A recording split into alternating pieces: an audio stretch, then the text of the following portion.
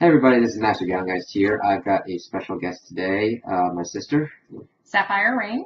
and we're going to be discussing the anime Shiki, which was released in 2010.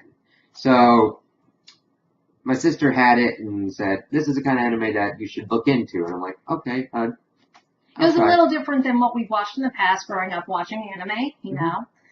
So I thought it was pretty good, so I recommended it to him to watch. And it's a pretty good horror anime. It's focused mainly on vampires, but it's looked at through as kind of an epidemic through this town, and it's kind of a detective case trying to figure out what's going on. So it's in a sleepy little town. You get the characters introduced, and you, of course, have the annoying one who's like, I want to get out of this town. And there's always the pink-haired one, because in every single anime, there's always a pink-haired lady that ends up being a focus of the story. And then you got the purple-haired guy who's like, I'm too cool for this place. I didn't want to move here. I hate this place. and that's one of the biggest points with the show. Everybody, it gets a little confusing as you're going through. So most of the characters you have to end up identifying with by their hair color and hairstyle. Everything happens so fast, it's hard to keep up with names and, you know, who's who and who's connected to who. But yet, it kind of goes with the George R. Martin effect where a lot of people die, but then they kind of come back. And new people are introduced, and then they die, and then they come back, so. But the main focus, new family has moved into town in a strangely interesting European-style castle, which is kind of strange in the middle of a Japanese village. But then all hell breaks loose as people start dropping off one by one, and not in... Starting off with our pink-haired woman, obviously. And not in, like, a conventional way. It's like they keep dying in what the Dr. Ozaki, the main kind of detective with it, is figuring out as anemia. And he's like, how is this happening? There's no blood loss that I can see, and how can they just contract this out of nowhere? Which was a really good thing that they did, because they focused on the anatomy and trying to figure out if it's a disease or what exactly is going on with these people, which in a real-life situation, should something like that happen, they're going to be looking at the anatomy and the science of it first. So it was really interesting to see that play into there. Definitely.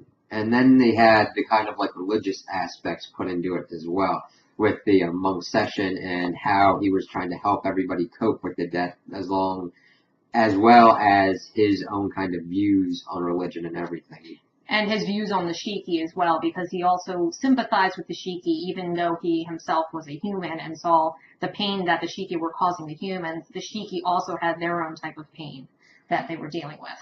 But overall, it was a pretty good series. The main issues is kind of the pacing, because it's really kind of slow and methodical in the first, what I would say, 3/4 of the whole series. Yes. And then at the end, it goes from 0 to 100 real quick. As soon as Dr. Ozeki, our main doctor detective in this show, sort of reveals what exactly is happening, people go from 0 to 100 immediately to go and try to get rid of all of these Shiki. And it's just kind of unrealistic in that sense that they would go from, oh, you're making all of this up, to, okay, let's kill all of these things. And then they just go a step further and go almost kind of Salem witch hunt, kind of commie hunt. If you've been bitten, we're going to kill you too, even though Dr. Ozeki has shown that that's not the case.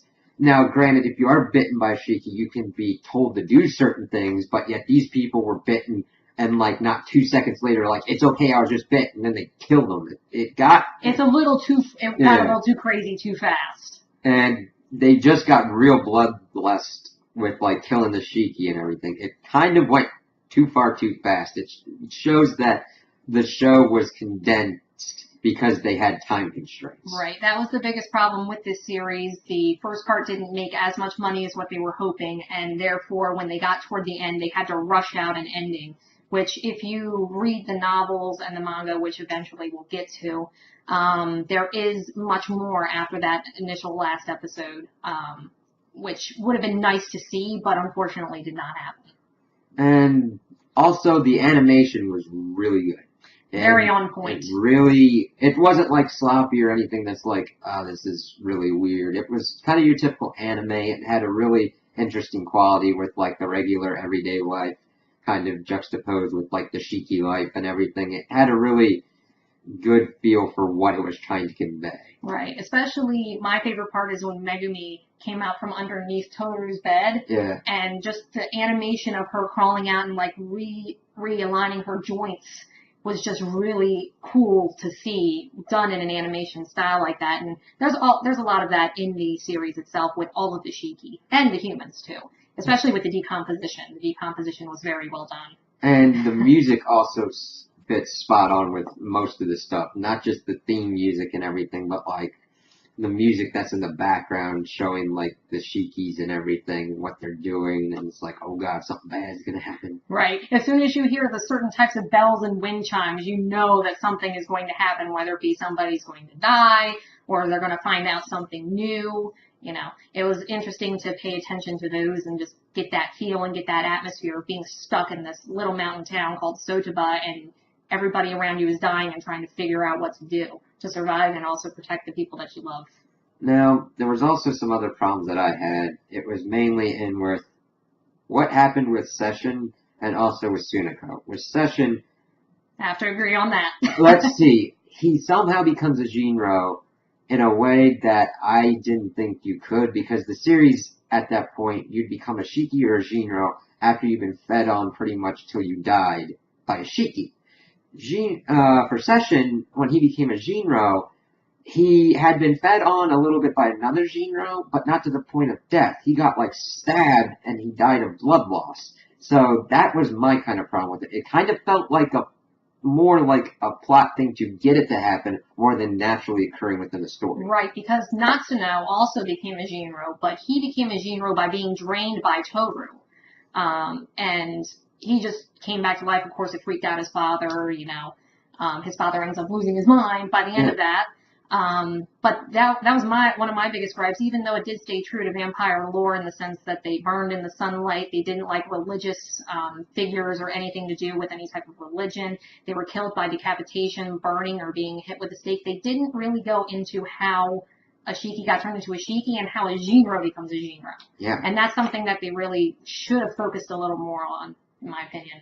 And with Suna Co, her whole plan was pretty much to turn the whole village into a Shiki village, which not gonna work. Doesn't make sense. Well, that and like her whole view's like, we have to kill them or they're gonna kill us. It was never really shown if they could like hop around for like people to technically donate blood to them. It was, I understand if you're gonna make them a carnivore / predator or a parasite, but see, a parasite or a carnivore won't completely deplete their food source because then they themselves would die. It was kind of a not clearly thought out plan by Suna Co, and it kind of was weird writing wise. It's like, if you had seen that like throughout time that like they had been completely persecuted or something and like run out of villages and they're like, we gotta kill them before they kill us, maybe, but it was never kind of elaborated on in the main story. It made it hard to really sympathize with the Shiki the way that Suna Co was talking about it. And yes, she went through a lot. She's a very old vampire, even though she looks like she's the age of 12. But it never really showed her being cast out or being abused by humans or anything like that. And that's why I like what Tatsumi said about her wanting to create this community. And Natsuno's like, well, you can't have a community of only carnivores if there's nothing for you to eat. Yeah, so it really the ecosystem doesn't work that way. The things that happened, like everything getting blocked off into the town, was just like nobody else was gonna think that's weird that you can't get into that town. It just the suspension of disbelief for that. It's too high. It's like, no, somebody would have been like, this isn't right. This isn't right. Yeah, there's a town called Mizobe, which is, I guess, about 30 minutes away. I never even understood. Yes, Mizobe was a place where they were sending people to hospitals when they couldn't cure them in Sotoba. And that town was probably about 30 to 45 minutes away. So I'm sure that there was business going on between Sotoba and Mizobe. So a town being shut down for 2 weeks when there's business to be done doesn't make any sense as to why somebody from Mizobe or any of the other surrounding towns wouldn't have come to take a look at it to see what's going on. It's kind of like in Oh Brother Where Art Thou, magical 3 weeks from everywhere. Exactly. You know what I mean? I'm a Dapper Dan man, damn it. But overall, I like the anime, and I would recommend that anybody watch it, especially if you're looking for true kind of vampire horror and not like Twilight. Exactly, there's nothing like Twilight. Angelic-like figures. Oh. But yeah, those were things that I really liked about it. The art style, the music was great. It stayed true to vampires for the most part, with the exception being that they didn't go into how they turned as much.